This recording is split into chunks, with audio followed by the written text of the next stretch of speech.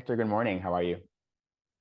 Morning. I'm excited to be here. Thank you for inviting me, Richard. Of course, thank you for being here. I appreciate it. Would you mind quickly just sharing your name, your role, and your path to education? Sure. My name is Hector Calderon. I'm the Chief Equity Officer for the Great Oaks Foundation, which is a foundation that supports a network of charter schools by the same name throughout primarily the Eastern Seaboard. No. And the work that I do there is just really dealing with a lot of issues of equity. And this is my path to education. A lot of happy accidents, but certainly tapping into a passion of doing this work. How do you define equity? Yeah, thank you for the question. Really, really simple. I distilled it to one simple sentence. Simply meaning that a place where all people belong and they get what they need to thrive. That's equity to me. So a place where we all belong and we get what we need to thrive. You know, all belong and get what we need to thrive. I love that. Love that.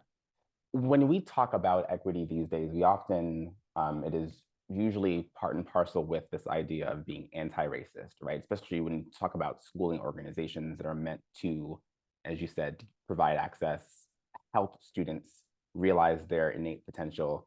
And oftentimes we unintentionally fall short of that. And we may unintentionally also engage in practices, whether it be about whether in school design or just in general practice, that promotes a culture that is not equitable. So, how would you define, or what does it look like if we were to put a camera on it for schools to be actively anti-racist? Right.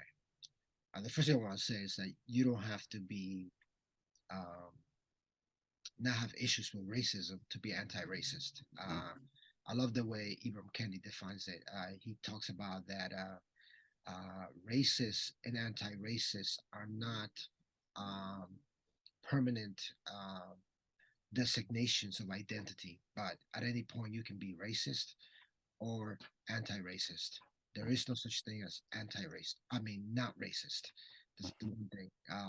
So all our actions are centered around those things, and to me, anti-racism is a stance to examine, excavate, extricate all those things that we have been exposed to, all the conditioning, because I fundamentally believe that um, racism is in the water, and we're all in the water, and we all got wet. At some level, we have things that have been passed down, belief systems, uh, the ideology of white supremacy, the ideology of whiteness as a whole, white privilege, all those things have been passed down, and we all are different, varying ways of that. We have all swallowed the water. The question is, how much of that water have you swallowed? So the work on the anti-racist is to really fundamentally understand that and to look at look self-examine ourselves. I have a great colleague, Dr. Yolanda City Ruiz, who says that we ought to engage in the archaeology of self, to dig up those parts of ourselves and really look at it so that we can be so much better than we are before. So Mm. an anti-racist to me means it's a stance you're taking, and it particularly as it relates to school, there's so much of that condition that's been passed down that we really have to look at the structures for how we do culture in the school. What are the policies and what are they centering? When we tell our students, you got to be respectable or you have to wear uniforms, and I'm not sort of opposed to uniforms, but I always wonder when we dress our kids up that way, who are we centering? You know, they could be wearing dashikis, they could be wearing guayaberas, they could be wearing a bunch of things, right? But we pick certain things because we want our kids to be respectable. And I do believe in dressing up for an occasion. That's an example of that, right? Two, this idea of other dominant narratives that show up in schools like color blindness. I don't see color, right? Well, if you don't see color, you don't see me, right? Mm. Uh, Talib Kweli, one of his rounds says, like, people of color put a hue in human. So in order for you to see me, you got, I mean, in order for you to see me, you can't be colorblind. It's also in schools, it shows up as anti-Blackness. Mm. We see how black and brown boys in particular, and done a lot of work around this area, get targeted, get suspended more often than any other population in schools. Why is that? The number one, when I was consulting at the White House, the number one thing that people kids got suspended for with this nebulous title called disrespect, Mhm. and that just can literally mean anything. You raised your voice, you stood up in class, whatever, you get suspended for that, right? And so we have to really investigate and question those structures in schools. And the curriculum is a curriculum reflective of the young people that are attending. Can they see themselves in the curriculum? In this era of I have DeSantis in my mind, and his refusal of the African American AP course. Um, just reminded me of a quote by an educator that I respect. His name will come to me, but he says that to manipulate history is to manipulate possibilities. To manipulate possibilities is to manipulate power. And for our young people, they need to see themselves in the curriculum. And I'm not saying that's all their study, but certainly we got to center them too. Yeah. And so in that vein, if someone came to you, I'm a systems leader and I come to you and I recognize that my school system, district, organization, school is and has and is currently engaging in practices that are widely racist, or it is centered around this idea of not allowing students to show up as themselves, right? Where do you start in changing that, right? So if I'm actively willing, I'm actively wanting to, I'm open to hearing you and any other expert that would audit my practices and tell me, yes, that's not the way to go. But where do I begin to make those fundamental changes, especially if it's deeply ingrained in my school's culture and practices? Yes. What I always tell you that it's hard work. So buckle up. It's going to be a journey. That's the first part of that. But thank you for your will. If I was talking to that person, thank you for your willingness to engage, because it's very important that we be vulnerable and transparent about where we are in that process. Secondly, I think you have to create what I call incubators of possibilities. And what I mean by that is that you have to create an environment where people dare to be vulnerable. When we talk about race, most people head for the hills, particularly the dominant groups. They don't want to talk about it. That's a privilege to talk about it, because uh, people of color have skin in the game, and they can't escape those realities. But if you're willing to engage in this conversation, number one is to really listen to people and what they need, and really listen to what's going on, and also engage, in your understanding what are the disproportionalities in the school system. Who's getting suspended? Who the kids are being absent?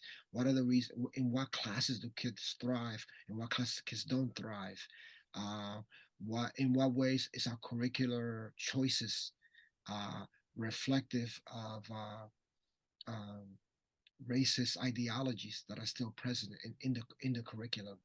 What are the relationships between teachers and students, students, and the rest of the school? I mean, the staff, from the cafeteria worker to the security guard, or sometimes in some schools, police, which I've seen. What are those relationships, and what are we communicating to students in every single possible interaction that they have with us? Um, and then you can tell, the climate of a school by its relationships, Mm, and usually that's becomes the basis of love that. understanding how we support our students, and then doing everything else to be able to do that. If the goal is to really support students uh, to create an environment where the genius of every student is allowed to emerge, everything else that's in the way of that needs to be undone. Yeah. And understanding that, you have to move people out of pace they can handle. you know Mm, it's a gradual process, but you're moving towards that. And that every conversation, so I will offer to educators that start with ourselves as educators, the I in this, then provide people frames and lenses to understand what's happening, and then lead to action. mm, yeah. You wrote, in all my previous roles as a teacher, principal, coach to principals, White House education advisor, I have sought to get individuals and institutions to imagine a self that is highly invested in writing the future in the community. Uh, what approach have you taken to realize that vision, and what lessons do you feel like you're still learning on that journey? Yeah. Um, I can tell you about the school that I started, and I'll just bring it forward.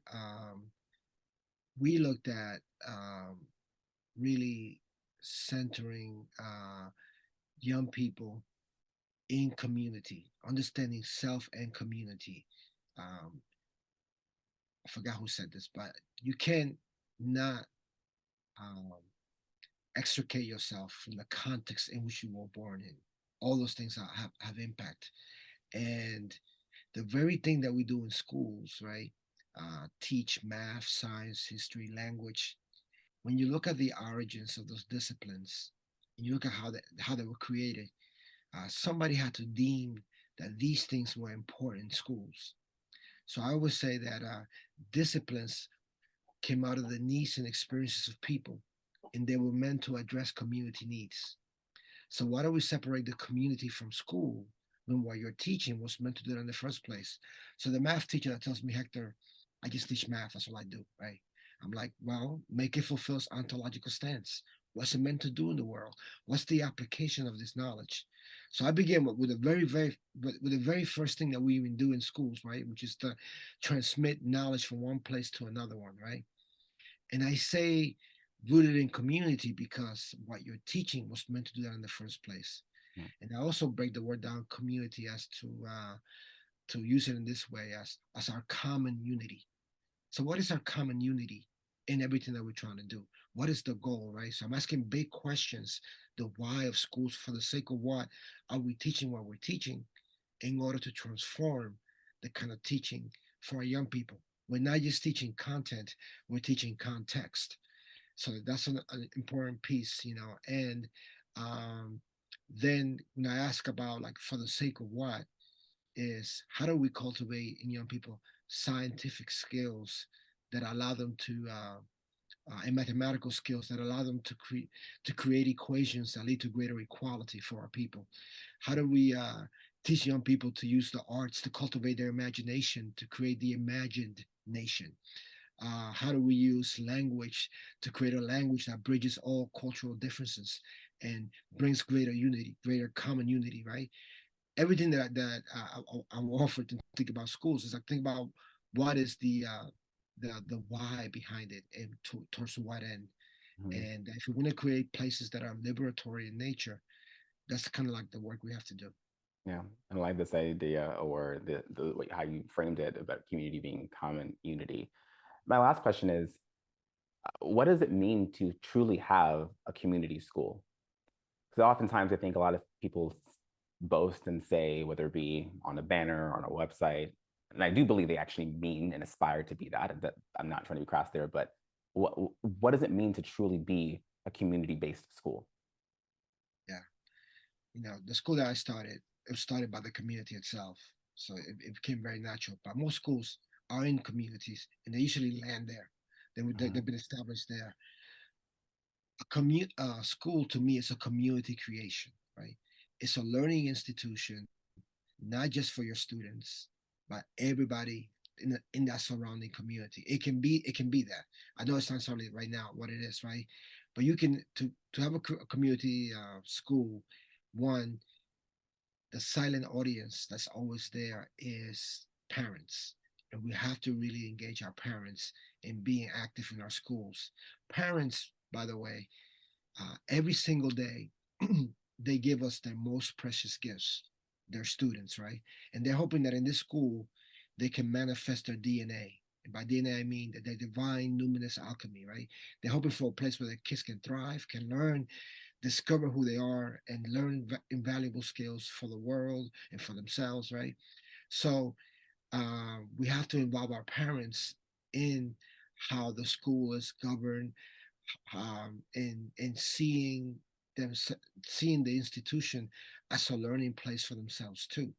mhm, Uh, so a community school naturally will have a robust after school program, Saturday program that they involve their parents in in learning about what their kids are learning and then supporting them in doing what they would do really well. They teach their kids every single day. So it's amplifying those skills to now think about in academic ways, how do you support your child? You know, because I really believe that every parent is a genius. They're raising amazing human beings that we have the benefit to work with. So also to understand that the school is not just a thing unto itself, it's part of a greater ecosystem, right? um, I used to say, you've probably often heard the saying, it takes a village to raise a child. We asked the question, if it takes a village to raise a child, why not help raise the village? Mm, And school can be an important gathering place where community issues are being addressed and supported. The learning can from the school can also impact how the community, the well-being of that community. If you understand disciplines the way I defined it earlier, all those things are possible in a community school. yeah. Yeah. And I think one of the things that I'm taking away from this conversation is that as educators, one of our primary responsibilities is to support in helping our students, partnering with families, being part of the community for endless possibilities. And I often think that no, I have not met an educator yet that does not fundamentally want to play an integral role in that reality. I think oftentimes because, we're human and we're fallible, sometimes despite our best efforts, we fall short, but it's this commitment to keep doing better, to address, to start with self, and to make sure that the students that we are privileged enough to serve are then able to give back to their communities and change their communities for the better. Hector, this has been quite eye-opening, and I appreciate your time today. And I'm confident that folks in our community and outside of our community will learn a great deal from your insights. So thank you very much. Right. Thank you, Richard. Thank you for the invitation Of and the course, opportunity to speak on this work. That's of so, course, I so deep. appreciate that. Thank you.